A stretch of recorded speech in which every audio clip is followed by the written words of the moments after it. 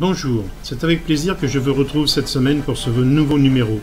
Commençons sans plus tarder notre périple avec Radio Taïwan International et son émission en français de 19h temps universel, enregistrée le 5 octobre 2014 sur la fréquence de 7325 kHz. Ici Radio Taïwan International, diffusé depuis Taipei, Taïwan. Bonjour à toutes et à tous, c'est François-Xavier Boulet qui vous accueille au nom de toute l'équipe de rédaction du service français de RTI pour vous présenter le programme de ce dimanche 5 octobre. Pendant cette heure francophone sur Taïwan, nous vous invitons à revenir tout d'abord sur les faits marquants de cette semaine, du 29 septembre au 4 octobre. Et pour cette revue de l'actualité de cette semaine, c'est Xavier Mel qui sera au micro pour vous la présenter.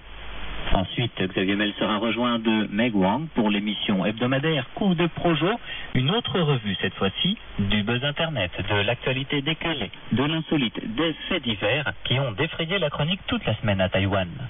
Pour ma part, je vous retrouverai en fin de programme pour notre émission de musique traditionnelle chinoise, Partitions orientales, avec aujourd'hui la suite de notre découverte de la soie et du bambou du Jiangnan, et donc de la flûte traversière en bambou et des violons traditionnels à deux cordes qui chantent les airs typiques de la province de Jiangnan. Et bien voilà, maintenant que vous connaissez tout du programme de ce dimanche 5 octobre, il ne me reste que vous souhaiter une excellente écoute en notre compagnie, à vous laisser entre les mains de Xavier Mel, qui vous présente tout de suite la revue de l'actualité de cette semaine, avec tout d'abord les principaux titres.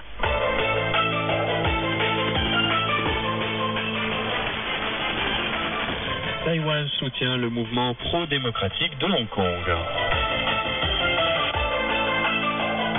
La délégation taïwanaise sera dirigée par un vice-ministre pour participer à la conférence taïwano-américaine des industries de la défense.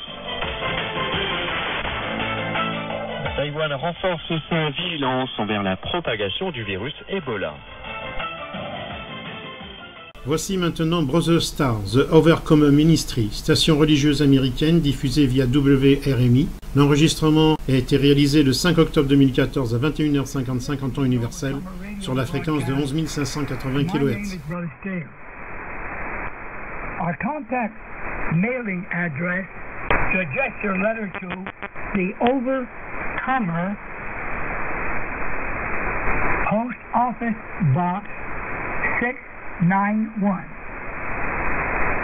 Walterboro,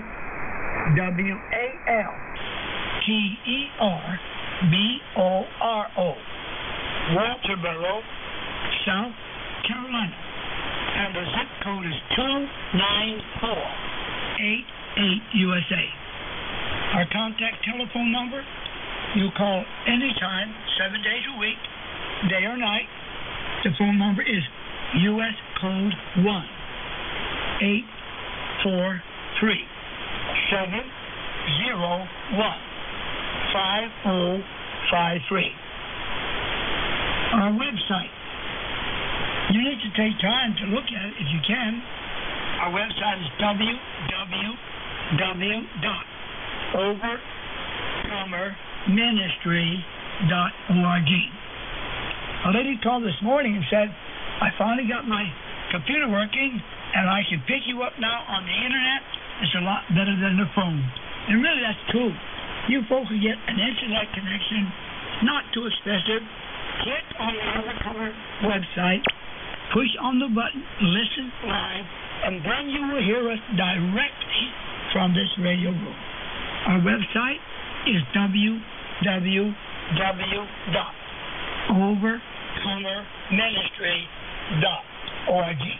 Go to the contact page, and you will see how you can send an email, how you can make contact with us. Go to our community site, and you can see pictures of the farm and the brothers and sisters working. And you see a picture of the old man at the radio. You're listening to WRMI, Radio Miami International, Okeechobee, Florida, USA. And www.wrmi.net. Send us your comments and reception reports to info@wrmi.net or by regular mail to WRMI, Post Office Box 526-852, Miami, Florida 33152, USA. Right. 7 day a week, 24-hour broadcast to every nation, fulfilling the scripture, the gospel of the coming of Christ shall be preached into all the world to every nation as a proclamation that Christ is coming, and when it reaches every nation in the time frame that God has ordained, then shall the end of the world come by the return of the Lord Jesus Christ. Maranatha.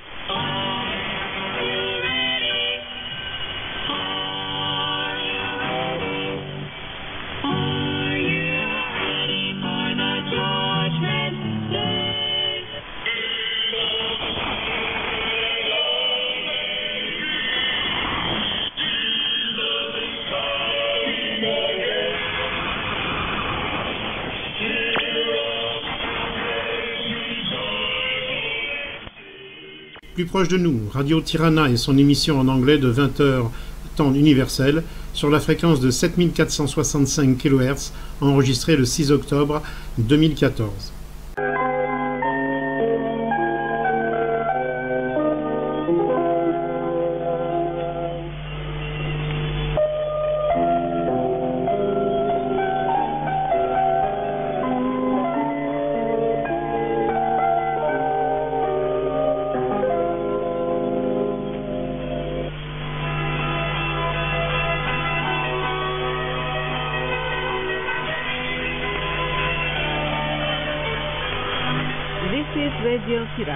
This is Radio Tirana broadcast in English.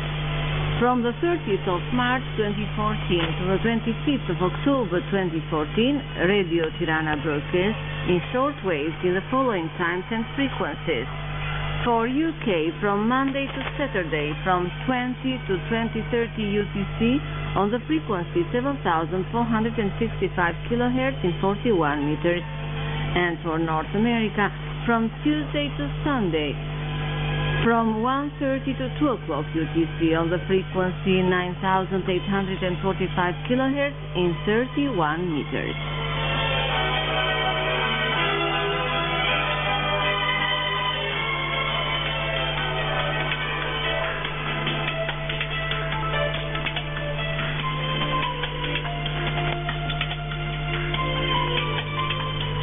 Hello and welcome to Radio Tirana broadcast in English. Today you'll hear the news edition, Albanian Inuit, culture activities and finally sports roundup journey.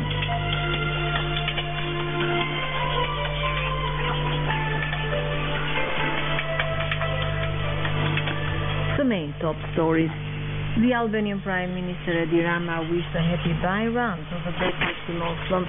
He met with the Bektashi leaders at their main mosque for his first visit after the government's decision to fund the works that had been delayed for years in the Bektashi section.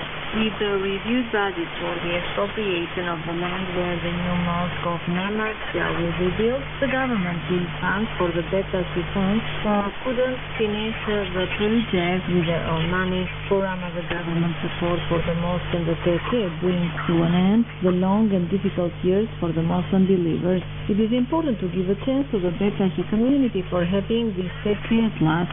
Baba Reshati wanted this. We are also giving the Muslim community a new mosque.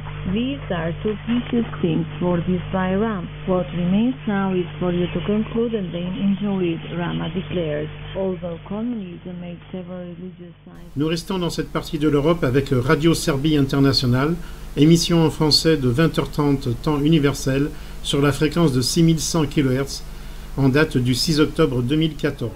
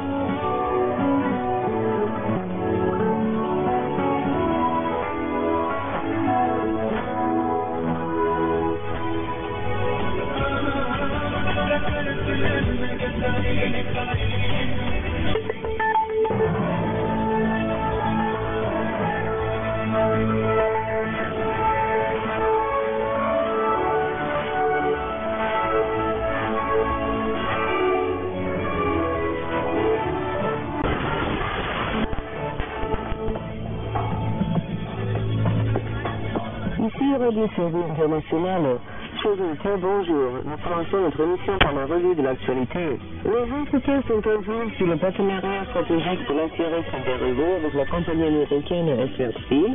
Mais les entretiens sont également menés avec d'autres partenaires potentiels, a déclaré le Premier ministre de la Serbie, Aleksandar Vučić. Plus de détails sur ce sujet après la revue de l'actualité. De tous les pays balkaniques en processus d'association, la Serbie obtiendra le rapport le plus positif de la Commission européenne le 8 octobre après l'agence ANU de France de l'Union européenne à Bruxelles. La Commission européenne publiera le rapport sur le travail pour la Serbie, le Monténégro, la Bosnie-Herzégovine, la Macédoine, l'Albanie et séparément pour la question Natachi qui est traitée séparément.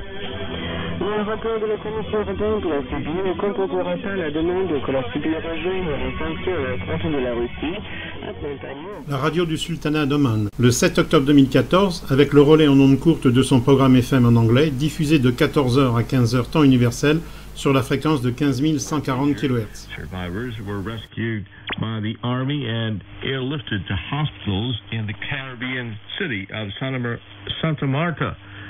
Most of the victims are being treated for second and third degree burns. Those are the top stories. Now let's recap today's main points.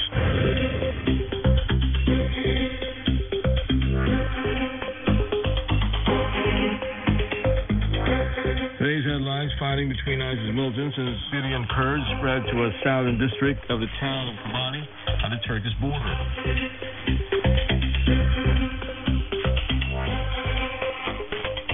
North and South Korean naval patrol boats have exchanged fire near the disputed maritime border.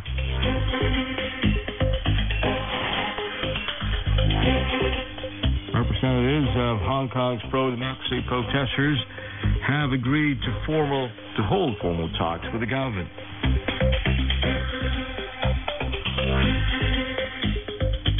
And the first case of virus transmission outside Western Africa has been investigated in Spain.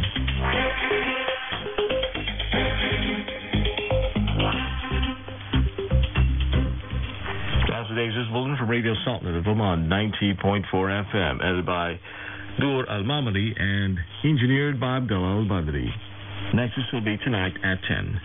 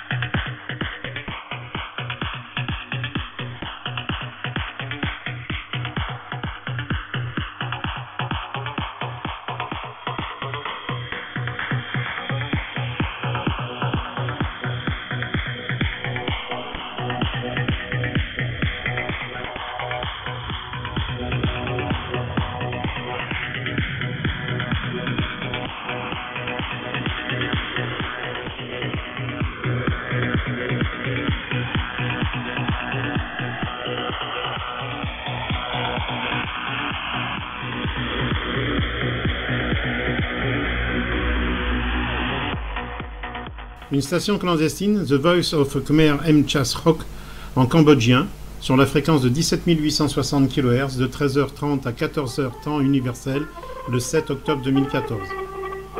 សំឡេងខ្មែរម្ចាស់ស្រុក ស្ថានីយ៍វិទ្យុសំឡេងខ្មែរម្ចាស់ស្រុកសូមស្វាគមន៍លោកអ្នកនាងមិត្តអ្នកស្ដាប់ពីរដ្ឋធានី Washington សហរដ្ឋអាមេរិក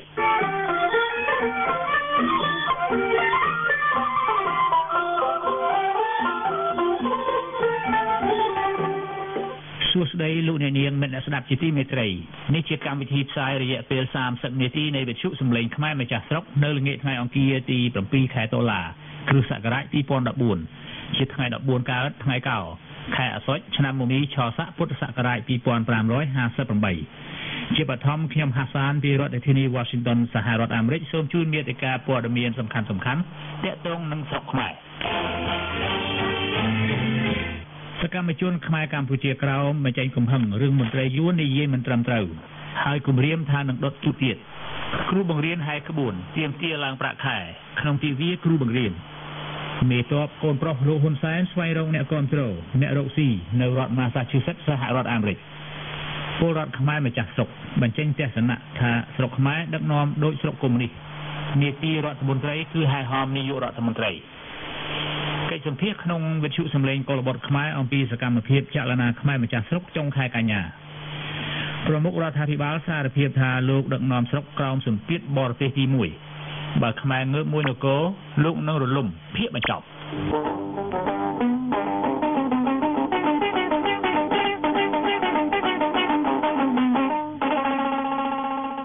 Arrêtons-nous maintenant en Australie avec Rich Beyond Australia, anciennement HCJB Australia, émission du 9 octobre 2014 sur 15 450 kHz de 14h à 15h30 temps universel en anglaise. This is Rich Beyond Australia. Our programs on this frequency will commence shortly.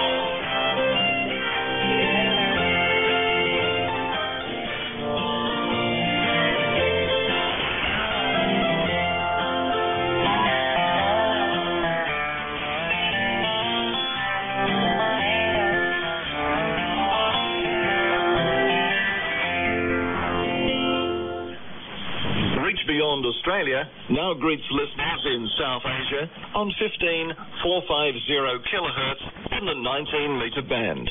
The next hour and a half is in the English language. Most of us are landlubbers. In other words, we love to have our feet on good old terra firma. I certainly do. But in living the life that God always intended, more often than not, He has us out there on the open water where storms hit. The boat pitches, and then He calls us to step out of the boat onto the water. Fantastic. Thank you, Jesus.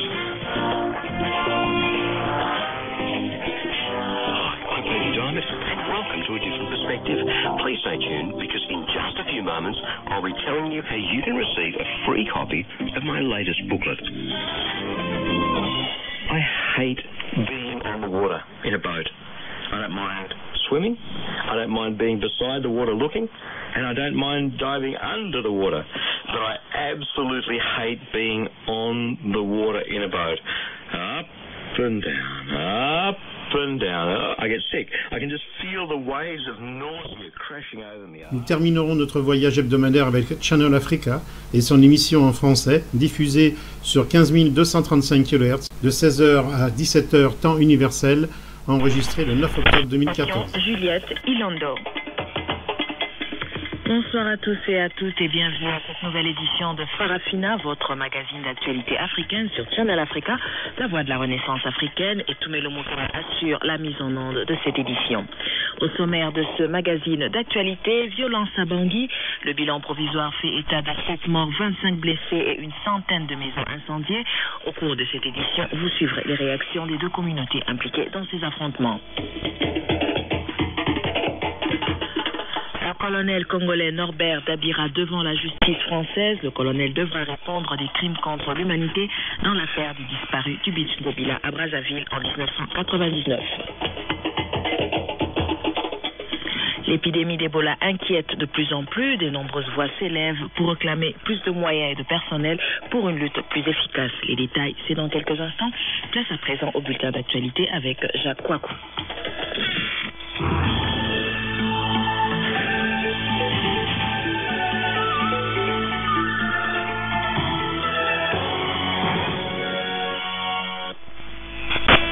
Bonjour, commençons par l'Ebola. Inquiétude mondiale grandissante L'inquiétude face au risque de propagation d'Ebola était de plus en plus forte. Jeudi, des spécialistes comparent l'épidémie au sida, tandis qu'à Madrid, l'état de santé de la première personne contaminée en Europe s'était dégradé.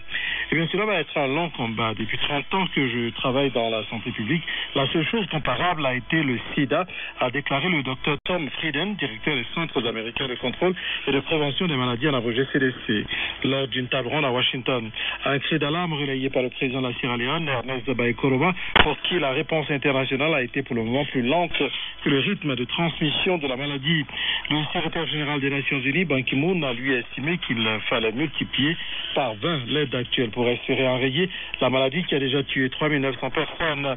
La directrice du FMI, Christine Lagarde, a admis, chose rare, qu'il faut augmenter le déficit pour soigner les gens.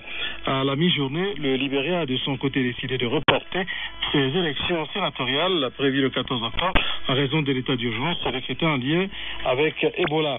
Pendant ce temps, au 6e étage de l'hôpital Carlos III, dans le nord de la capitale, la première personne infectée par Ebola hors d'Afrique, Teresa Romero, une aide-soignante ayant assisté 2 religieux malades rapatriés d'Afrique et décédés, était très mal en point jeudi à la mi-journée.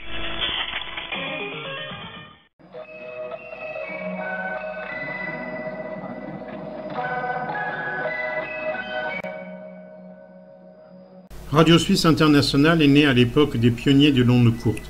La Suisse fait partie des premiers pays à recourir à ce vecteur pour informer ses nombreux compatriotes dispersés à l'étranger.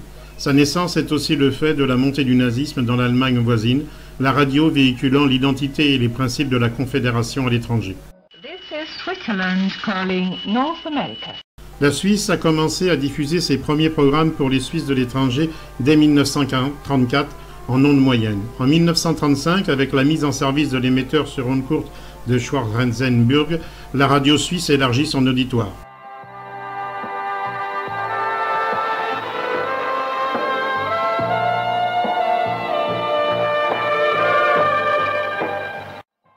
Au cours de la Seconde Guerre mondiale, la station est la voix de la Suisse neutre et humanitaire et assoit ainsi sa notoriété.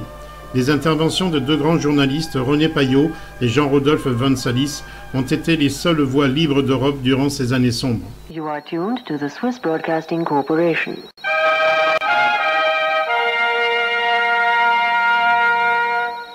Avec la période de la guerre froide, les programmes sont diffusés en 8 langues. L'auditoire s'élargit et RSI recevra alors plus de 130 000 lettres par mois.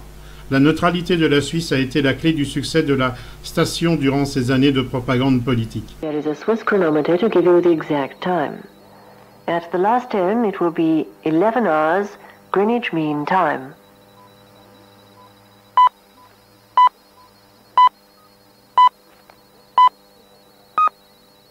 This is Switzerland. We are broadcasting to Africa in the 19, 16 and 13 meter bands, and to other parts of the world in the 75, 49 and 31 meter bands. La guerre des ondes qui se déroulait alors a entraîné une course à la puissance et à l'occupation des fréquences. En 1972, l'émetteur de Sotens est opérationnel et avec ses 500 kW, il étend sa couverture.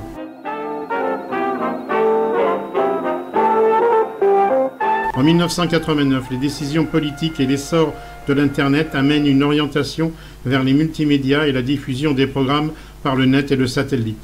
En 2004, l'arrêt du site de Sotens marque la fin des transmissions en ondes courtes. Pendant près de 70 ans, les ondes courtes ont joué un rôle fondamental pour faire connaître la réalité et les aspirations de la Suisse dans le monde. RSI a été un véritable cordon ombilical pour les Suisses de l'étranger, le seul moyen d'être informés sur leur pays d'origine.